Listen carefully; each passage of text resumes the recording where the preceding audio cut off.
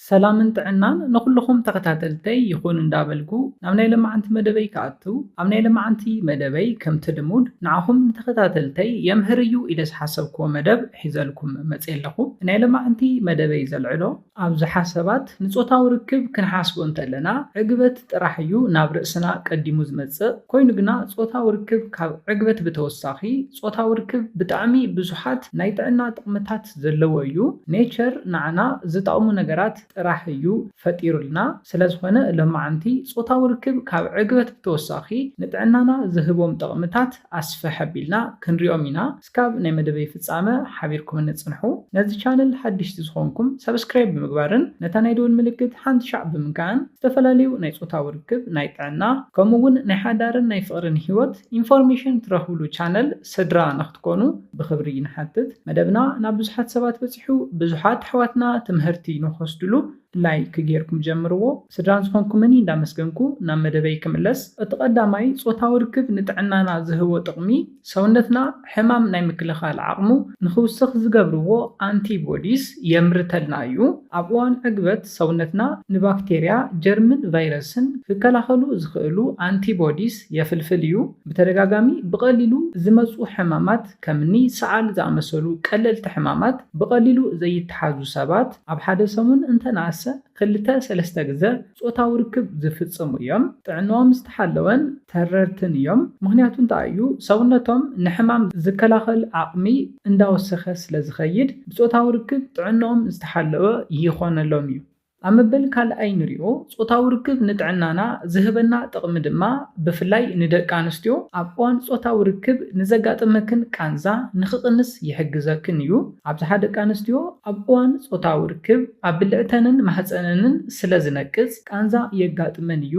እዚ ቃንዛ ንኸይስምዐክን ኢልክን ድማ ካብ ፆታዊ ርክብ ተርሕቓ ይኹን። እዚ ጌጋ እዩ። ኣብ እዋን ፆታዊ ርክብ ዘጋጥመክን ቃንዛ ብባዕሉ ብፆታዊ ርክብ እዩ ዝመሓየሸልክን። ቀስ ኣቢልኩም ፆታዊ ርክብ ክትፍፅሙ እንተለኹም ኣብ ብልዕትኽን ፈሳሲ ይፍልፈል እዩ። እዚ ፈሳሲ ድማ ብልዕትኽንን ማህፀንክንን ንክትርክስ ብምግባር ኣብቲ ከባቢ ዘሎ ቲሹ ከም ድሌቱ ንክምጠጥ ብምግባር መትሎ ከኣቱ ክወፅእ እንተሎ ብፍሕፍሕ ምክንያት ቃንዛ ንኸይጋጥመክን ይገብር እዩ። ስለዚ ብዚ ምክንያት ካብ ፆታዊ ርክብ ክትርሕቓ የብልክንን። ብፆታዊ ርክብ እዩ እዚ ቃንዛ ክመሓየሸልክን ዝኽእል። ኣብ መበል ሳልሳይ ንሪኦ ፆታዊ ርክብ ንሰውነትና ዝህቦ ጥቕሚ ድማ ንሕማም ልቢ ንፀቕጢ ደም ብሉፅ መፍትሒ እዩ። ናይ ልቢ ሓኻይም ከም ዝገልፅዎ ጥዕኑ ዝሓለወ ልቢ ንክህልወና ፆታዊ ርክብ ኣብዚሕካ ምፍፃም ብሉፅ ሜላ እዩ። ብዙሕ ሰብ ብልምዲ ሕማም ልቢ ኣለኒ እሞ ካብ በዝሒ ፆታዊ ርክብ ክርሕቕ ኣለኒ ኢሎም ዝተጋገየ ኣረኣያ ዝሓዙ ሰባት ኣለው። ኮይኑ ግና 50% ካብ ሕማም ልቢ ናፃ ዝኾኑ ሰባት ፆታዊ ርክብ ኣብዚሖም ዝፍፅሙ እዮም። እንተነኣሰ ብሰሙን 2 ግዜ ፆታዊ ርክብ ዝፍፅሙ ሰባት እዮም። ንሕማም ልቢ ናይ ምቅላዕ ዕድሎም እውን 50% ይቕንሰሎም እዩ።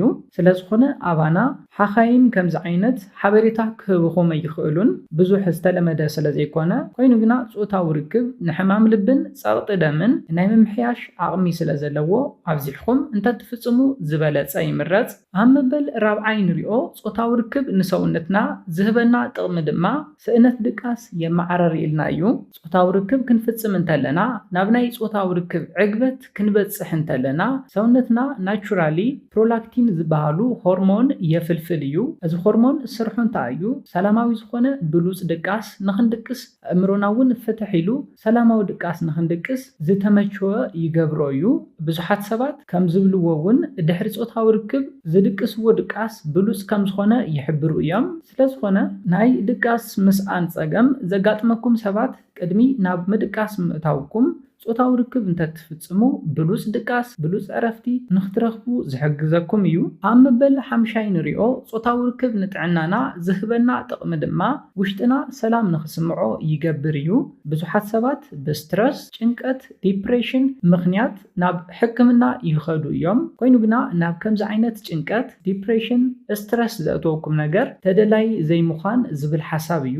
ኮይኑ ግና ኣፍቃሪት በዓልቲ ቤት ዘለዎ ሰብ ጥዕንኡ ዝሓለወ ሂወት እዩ ዝህልዎ ክነብር ይደሊ እዩ ምክንያቱ እንታይ እዩ ከም ዝፍተው ከም ዝድለ ከም ዝፍቀር ስለ ዝፈልጥን ክሕቆፍ ክሰዓም ክፍተው ይኽእል እዩ ናፊቅካኒ ምብህሃል ንባዕሉ ብጣዕሚ ደስ ዝብል ሂወት ንክህልወና ይገብር እዩ ኣብ ስራሕ ኣብ ዝተፈላለዩ ቦታታት ተደላይ ምኳን ኣይኮነን ክሕጉሰኩም ዝኽእል በፍቃሪትካ በበዓልቲ ቤትካ ተደላይ ምኳን ብሉፅ ናይ ጾታዊ ርክብ ግዜ ምሕላፍ ከይፈለጥናዮ ሰውነትና ጥዕኑ ዝሓለወ ሲስተም ንክህልዎ ኣእምሮና እውን ንቕሕ ንኽብል ይገብር እዩ ስለዝኾነ ንብዙሓት ሰባት ሂወቶም ንክጸልዎ ዝገብር ተደላይ ዘይምዃኖም እዩ እዚ ማለት በፍቃሪትካ በበዓልቲ ቤትካ ተደላይ ዘይምዃን እዩ ጾታዊ ርክብ ኣብዚሖም ዝፍጽሙ ሰባት ድማ ብምንኽኻ ብምትሕቑቓፍ ብዕግበት እውን ከም ዝፍተው ከም ዝድለዩ ንኽስምዖም ይገብረሎም እዩ እዚ ድማ ጥዕንኡ ዝሓለወ ኣእምሮ ክህልዎም ብምግባር ካብ ጭንቀት ስትረስ ዲፕሬሽን ንኽትርሕቑ ዝሕግዝ እዩ ኣብ መበል ሻድሻይ ንሪኦ ካብ ጾታዊ ርክብ ንረኽቦ ጥቕሚ ድማ ንምቅርራብኩም ዘጠናኽረልኩም እዩ ብዙሓት ሰባት ሰብኣይን ሰበይትን ስለ ዝኾኑ ቃል ኪዳን ስለ ዝኣሰሩ ጥራሕ ሕጉስ ናብራ ዝነብሩ ይመስሎም እዩ ሕጉሳት ዝገብሮም ግና ዝወሃሃብዎ ናይ ጾታዊ ርክብ ዕግበት እዩ ሰብ ሓዳር ተኾራሪፎም ተባኢሶም ትርእይዎም ዝፍጽምዎ ጾታዊ ርክብ ኣብ ዝውሕደሉ ግዜ እዩ እዚ ኣብ መንጎኹም ንፋስ ዘእቱ ሓደገኛ ነገር እዩ ኣብ ሓዳር ሂወት ጎንፂ ኣፈላላይ ግድን ክህሉ ይኽእል እዩ ኮይኑ ግና እዚ ጎንፂ እዚ ኣፈላላይ ካብ ጾታዊ ርክብ ከርሕቐኩም ኣይግባእን ንጾታዊ ርክብ ሸለሊልኩም ገዲፍኩም ሓዳርና ክመዓራረ እዩ ኢልኩም ክትሓስቡ የብልኩምን ስለዝኾነ ሓቢርኩም ክትነብሩ እስካብ ዝደለኹም ኣብ ናይ ጾታዊ ርክብ ሂወትኩም ኣድህቦ ክትህብዎ ኣለኩም ካብ ምንም ነገር ንላዕሊ ሓቢርኩም ንኽትነብሩ ንኽትተሓላለዩ ክትቀራረቡ ዝገብረኩም ነገር ጾታዊ ርክብ ስለዝኾነ ሸለል ኣይትበልዎ ኣብ መበል ሻውዓይን ናይ መወዳእታ ንሪኦ ናይ ጾታዊ ርክብ ንጥዕናና ዝህበና ጥቕሚ ድማ ቀልጢፍና ንኸይንኣርግን ኣእምሮና ንቑሕ ንክኸውንን ይገብር እዩ ኣብ ናይ ጾታዊ ርክብ ዕግበት ግዜ ይፈልፈሉ እዮም ዝበልናዮም ናይ ጥዕና ሆርሞናት ስርሖም ብዙሕ እዩ ሓደ መጽናዕቲ ኣተሓይዘ ክሕብረልኩም 50 ሰብ ሓዳር እዮም እቲ መጽናዕቲ ዝተገበረሎም እዞም ሰብ ሓዳር ኩሎም ዕድሚኦም 50 ዓመት እዩ ነይሩ ካብዞም 50 ሰብ ሓዳር ድማ ጾታዊ ርክብ ብሰሙን እንተነኣሰ እስካብ 4 ግዜ ዝፍጽሙ ሰብ ሓዳራት ዕድሚኦም ክግመት እንተሎ 40-39 ተባሂሉ ተገሚቱሎም ነይሩ እቶም ካልኦት ብሰሙን ሓደ ግዜ ወይ ድማ ኣብዚሖም ጾታዊ ርክብ ዘይፍጽሙ ሰብ ሓዳር ድማ ዕድሚኦም 52-53 ከም ዝኾነ ብብዙሓት ተገሚቶም ነይሮም ስለዝኾነ ሰውነትና ዕግበት ብዝረኸበ ቁጽሪ ሕጉሳት ብዝኾንና ቁጽሪ ቆልዑ እንዳኾንና ኢና ንቐጽል ናይ እርጋን ግዜና እውን ኣይቕልጥፍን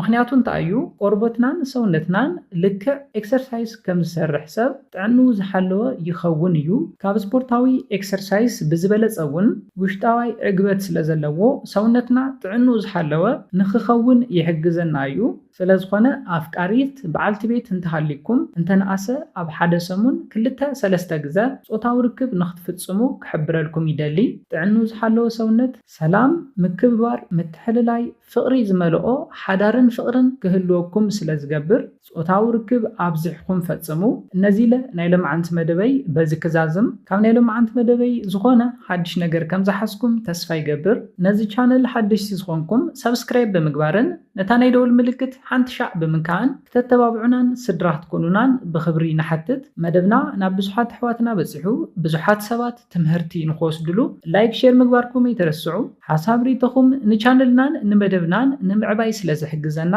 ሓሳብ ሪኢቶኹም ብኮሜንት ተብፅሑና ብኻሊ መደብ ብኻሊ ሓሳብ እስካብ ንራኸብ ሰላምን ጥዕናን ንኹላትና ይቕኒየለይ